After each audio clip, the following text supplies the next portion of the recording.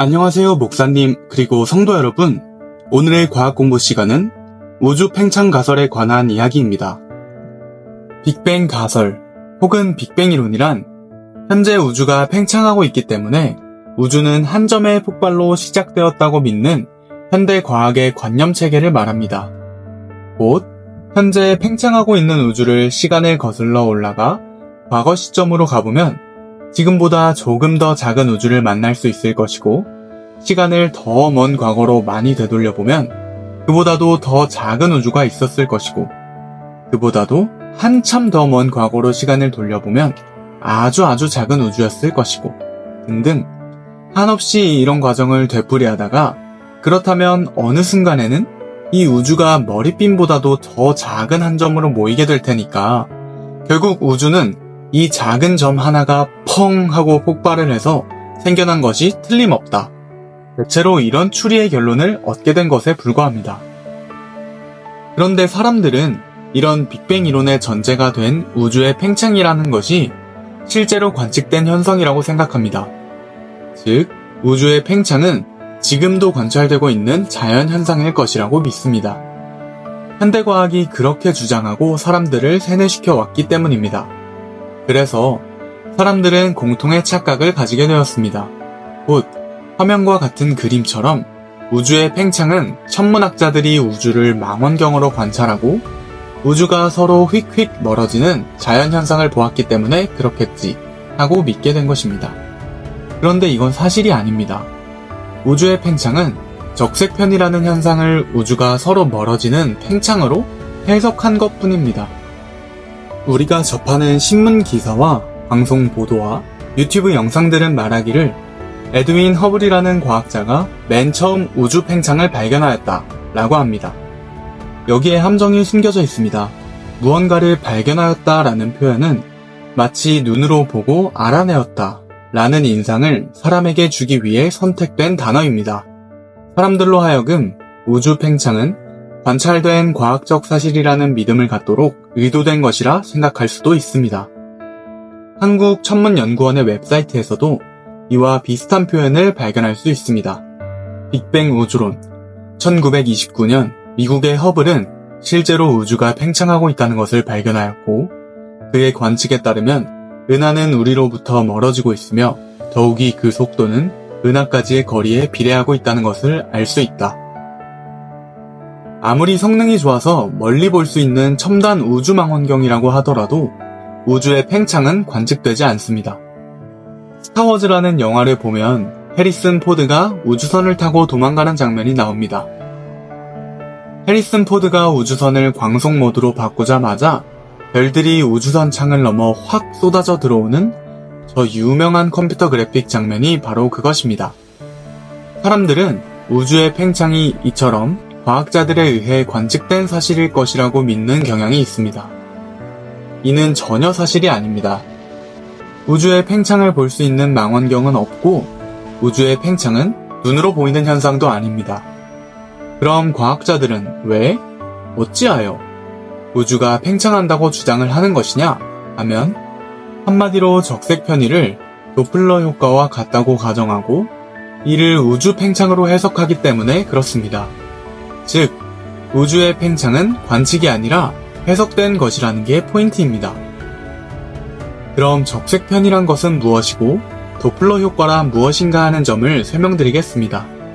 적색편의는 가시광선 스펙트럼상에서 특정 원소의 흡수 혹은 방출 스펙트럼이 빨간색 방향으로 치우쳐져 나타나는 현상을 말합니다. 모든 원소는 빛의 스펙트럼에서 흡수선 혹은 방출선이라는 형태의 스펙트럼을 보이는데, 원소에 따라 특정 파장 대역에 걸쳐 흡수선 혹은 방출선을 만들어냅니다. 이게 바로 양성자 하나로 이루어진 원소, 곧 수소의 흡수 스펙트럼과 방출 스펙트럼입니다. 연속 스펙트럼의 빛을 저온의 기체에 통과시켜 분광하면 흡수 스펙트럼이 나오고, 고온의 기체를 분광하면 방출 스펙트럼이 나옵니다. 모든 원소는 각자 고유한 성질을 가지고 있어서 원소의 종류에 따라 이런 스펙트럼의 파장 대역, 위치와 굵기, 선의 숫자 등이 달라집니다. 여러 가지 원소들이 동시에 작용하고 있는 열원으로부터 나온 전자기파의 경우 이 빛을 분광기에 걸어 스펙트럼으로 살펴보면 각 원소의 스펙트럼을 합쳐서 볼 수 있고 이로써 그 빛이 어떤 원소로 구성되어 있는지 알아낼 수 있습니다. 즉, 어떤 별빛을 보고 그 별빛의 스펙트럼에서 나오는 방출선과 흡수선을 관찰하여 별의 구성 물질을 알아내는 방법이 바로 이 스펙트럼을 통해서 이루어지는 것입니다. 어떤 별의 스펙트럼에 있는 흡수선의 위치를 살펴보니 실험실에서 측정한 수소 방전관과 헬륨 방전관에서 나타난 선 스펙트럼의 파장 대역과 일치하는 것을 알 수 있었습니다. 따라서 이 별에는 수소와 헬륨이 존재하고 있음을 알 수 있다고 하는 원리입니다. 태양으로부터 나오는 빛을 분광기에 걸면 이와 같은 스펙트럼이 나옵니다. 이를 처음 발견한 사람의 이름을 따서 프라운호퍼 선이라고 합니다. 적색 편의는 어떤 물체가 관측자로부터 멀어지고 있기 때문에 그 파장이 늘어나서 생기는 현상이라고 현대 과학은 해석합니다. 그리고 그 적색 편의의 정도값이 클수록, 즉 빨간색 파장 대역 쪽으로 더 많이 치우쳐져 있을수록 더욱더 빨리 멀어지고 있는 것이라고 믿습니다. 곧 적색 편의는 광원으로부터 나온 빛이 가지고 있는 특정 원소의 흡수선 혹은 방출선의 스펙트럼을 얻은 후 그 물체가 정지해 있을 때의 스펙트럼과 비교함으로써 그 치우친 정도, 즉 적색 편의의 값을 측정할 수가 있습니다. 적색 편의의 값을 천문학에서는 다음과 같이 Z라는 수치로 표현합니다. 실제 관측되는 파장 대역에서 원래의 파장 대역의 수치를 뺀 값을 다시 원래 파장 대역 값으로 나누어 구한 값을 Z로 표시하고 그 수치가 얼마인지에 따라 팽창의 속도가 다를 것이라고 해석하는 것입니다. 위의 표는 적색 편의의 값 Z 수치에 따라 빛이 이동해온 거리와 광원까지의 거리를 나타낸 표입니다. 그럼 왜 이런 적색 편의 현상이 생기는 것인가? 적색 편의의 원인은 무엇인가? 하는 점을 생각해 보겠습니다. 현대 세속과학은 적색 편의를 도플러 효과 때문이라고 생각합니다. 도플러 효과란 무엇인지 위키피디아의 설명 부분을 먼저 보시겠습니다. 적색 편의의 측정과 해석. 적색 편의는 여러 원인에 의해 일어나는데 가장 대표적인 것은 도플러 효과에 의한 것이다. 예를 들어 사이렌을 울리는 소방차가 관측자에게 다가올 때는 사이렌의 높이가 높게 들리지만 옆을 지나쳐서 멀어져 갈 때는 반대로 소리가 낮게 들리는 것을 느낄 수 있다.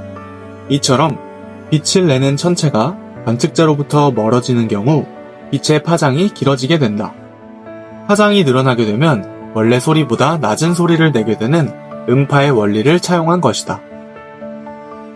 현대 과학은 빛의 적색 편의가 도플러 효과에 의해 생기고 도플러 효과란 파장을 내는 근원이 되는 물체가 관측자로부터 멀어지고 있기 때문에 생기는 현상이라고 해석을 합니다. 즉, 먼 별빛과 먼 은하에서 오는 빛을 분광기로 측정해보면 특정 원소의 흡수선 혹은 방출선이 적색으로 이동하는 편의를 보이므로 따라서 이 별과 은하는 관측자인 우리 지구로부터 멀어지고 있는 것이다 라고 풀이를 하는 것입니다. 아인슈타인 이전만 하더라도 우주는 같은 상태로 영원 전부터 지금까지 변함없이 존재하여 오는 것이라고 생각했습니다. 이것을 정적 우주론이라 합니다. 그런데 베스트 슬라이퍼의 적색 편의 발견과 허블의 우주 팽창 발표 이후에 현대 과학은 팽창 우주론의 시대로 접어들기 시작합니다. 즉, 종래 수천 년간 이어져 온 정적 우주론의 시대가 무너지고 팽창 우주론의 시대가 열리게 된 순간이 바로 1929년에 에드윈 허블의 허블 법칙 발표 이후부터입니다. 에드윈 허블의 허블 법칙 이후 과학계는 우주는 팽창하고 있다는 것을 과학적 사실로 받아들이기 시작하며 우주의 팽창을 빅뱅, 곧 대폭발 이론과 연결하기 시작하는 것입니다. 그러니 현대 우주론은 곧 팽창 우주론이며 동시에 빅뱅 우주론인데 우주의 팽창은 적색 편의를 도플러 효과로 해석한 것이므로 적색 편의는 가히 이 모든 가설 혹은 이론의 기본 중의 기본이자 근본 토대가 되는 것입니다. 그럼 여기서 적색 편의가 과연 도플러 효과에 의해 생기는 현상이냐? 하는 게 우선 문제가 됩니다. 제일 먼저 생각해 보아야 할 점은 원래 도플러 효과는 음파에서 나타나는 현상이라는 점입니다. 그런데 음파는 공기의 진동이며 전자기파인 빛은 전기와 자기가 교차 진행하는 전자기 현상입니다. 즉, 음파와 전자기파는 물리학적 성질에 한해 말하자면 그 근본부터가 다릅니다. 이런 음파와 전자기파가 같은 도플러 효과를 일으키는 것인가가 첫 번째 의문점입니다. 그림에서 보이듯이 소리와 빛은 전혀 다른 물리현상입니다. 예컨대 목소리는 성대가 움직여 공기의 파동을 만들어내므로 생기는 소리입니다. 즉, 소리라는 것은 물체가 진동함으로써 주위에 있는 공기층에 파동을 전하고 이 파동이 진행하여 상대에게 전달되는 현상인 것입니다. 이런 음파는 공기와의 마찰에 의해 점점 약해지다가 마침내는 사라져 없어지고 맙니다. 반면에 전자기파인 빛은 전기장과 자기장이 상호 교차 전진하면서 전자기파 파장의 형태로 전진해 가는데, 이때 중요한 것은 빛은 자신을 전달해 줄 수 있는 매개물질, 즉 매질을 필요로 하지 않는다는 점입니다. 즉 공기라는 매질을 필요로 하는 음파와 매질이 필요 없이 전진하는 전자기파는 근원적으로 다른 성질의 물리현상으로서 이 둘이 과연 동일한 도플러 효과를 일으키는가 하는 것이 첫 번째 의문점입니다. 더구나 빛은 입자임과 동시에 파동이라는 성질을 가지고 있습니다. 빛이 파동이면서 또한 동시에 입자라는 사실은 이중 슬릿 실험을 통해 밝혀진 사실입니다. 반면에 소리는 순수한 파동입니다. 입자와 파동이라는 두 가지 성질을 가지고 있는 전자기파인 빛이 파동일 뿐인 소리 음파와 꼭 같은 물리현상인 도플러 효과를 나타낼 것이라는 가정은 좀 더 의심을 해봐야 할 문제라고 생각되지 않습니까? 우주는 팽창하는가? 1부에서는 적색 편의를 도플러 효과로 해석하는 것이 과연 옳은가? 하는 점을 살펴보았습니다.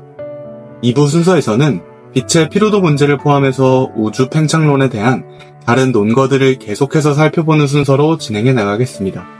많은 시청 바랍니다. 감사합니다.